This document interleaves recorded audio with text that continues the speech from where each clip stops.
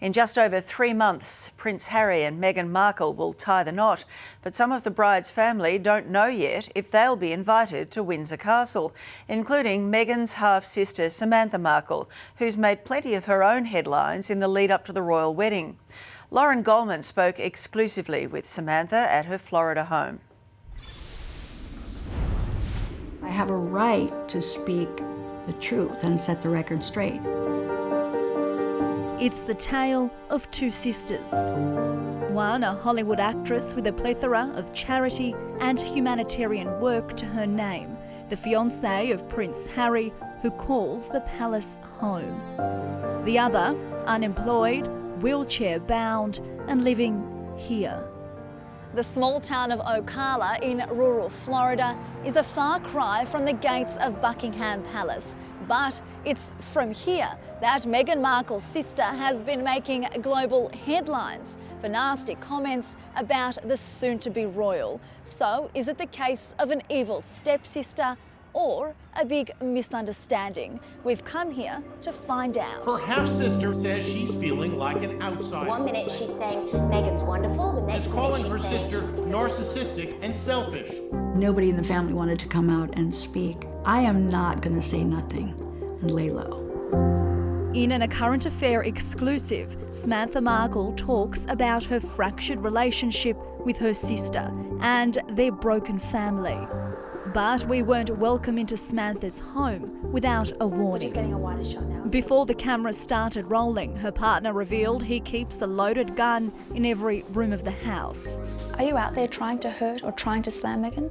I have a right to speak and I have a right to help people understand the way things are.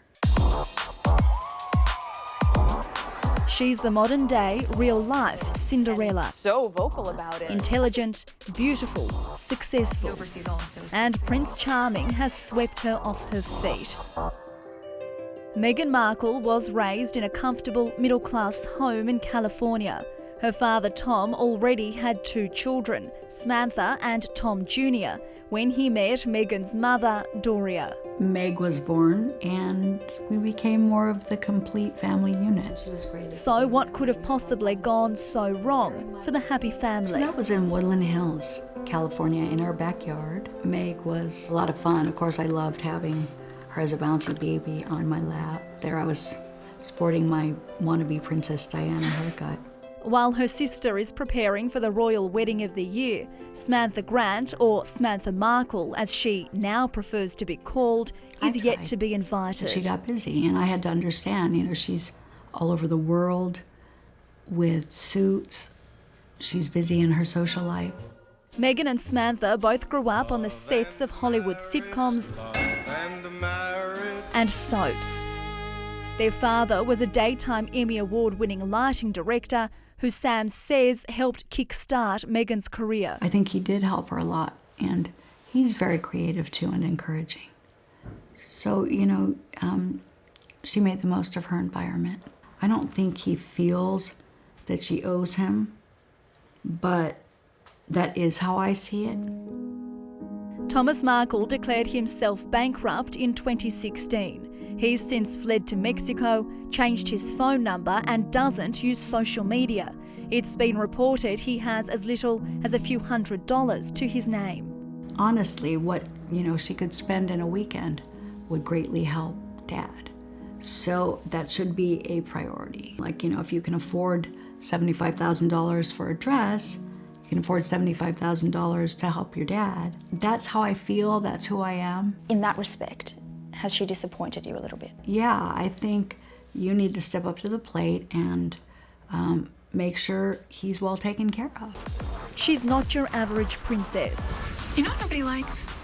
Nobody likes to show off. Meghan Markle is the star of the hit TV show Suits. I am She's also a humanitarian. tremendously honored to be UN Women's advocate for political participation and leadership. And a global ambassador for World Vision. Really hands-on and being part of this clean water being here for everyone. It feels really nice. I've seen in my lifetime a lot of situations wherein celebrities visit a place that is poverty-stricken and they're wearing impeccable clothing, they themselves are wealthy, and it really feels like just a photo opportunity. And so that is a little exploitive in my mind. Are you bitter? Are you jealous? I was always very proud of her. I never felt bitter or jealous because early in my life I had made similar choices. I took my career to the level that I wanted, in television as well.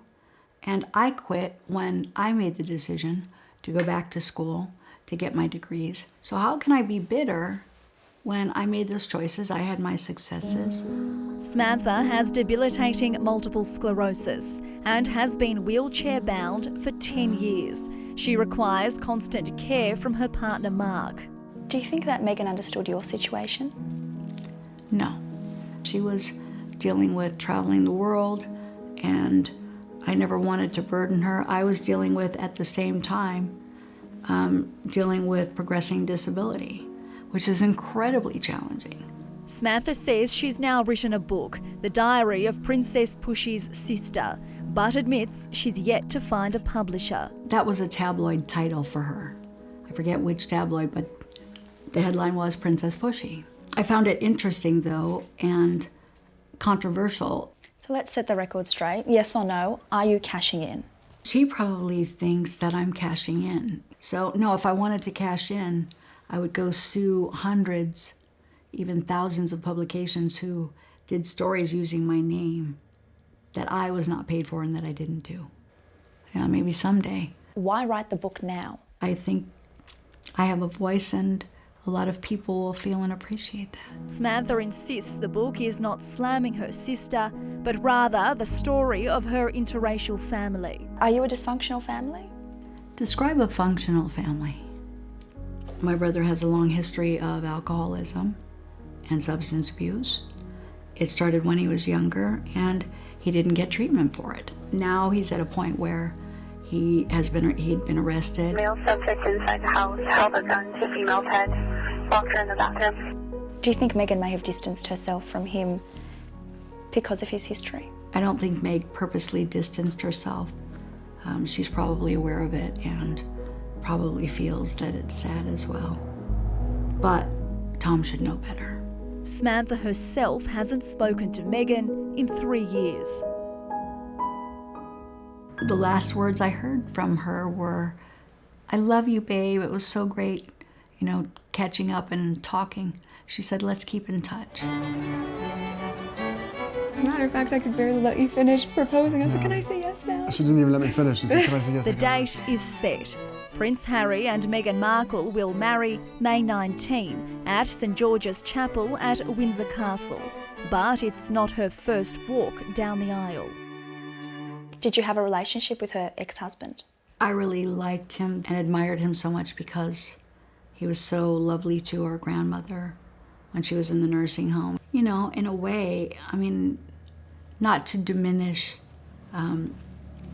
Harry's social status or royal status, but in a way Trevor was royal too. So in a way I was sad to see them divorce. When did you first hear that your sister was dating Prince Harry? A friend of mine called me and she said, "Are you sitting down?" Well, yeah, I'm in a wheelchair, so yeah, I'm sitting down. The engagement we heard in the news as well. Now, my dad knew about it, but he really wanted to keep it under wraps. Will your father walk Meghan down the aisle? My father is absolutely walking her down the aisle. Unless a plane crashes through his roof, he will be there. And for the rest of us, we will be there if she wants us there. So will the outspoken sister, who's criticised the royal family on social media, receive an invite? It's the family that I suppose she's never had. I love Twitter. I have an obligation to tell the truth. If my family's being hurt, oh yeah, I'm going to get out there and I'm going to put it out there. But a lot of the time, it is your tweets that are causing the drama. My tweets didn't cause the drama. The drama was caused by the broadcasters and by the publications that twisted the words. Is that you feel you've been quite seriously misquoted? Sam, it seems like so many media outlets are purposely trying to provoke you because they know that you're not going to back down. Is that what you feel that they're doing? To that I would say, okay, keep provoking me and I'll keep talking. You can see more of that exclusive interview on our homepage or tune into Today Extra tomorrow morning.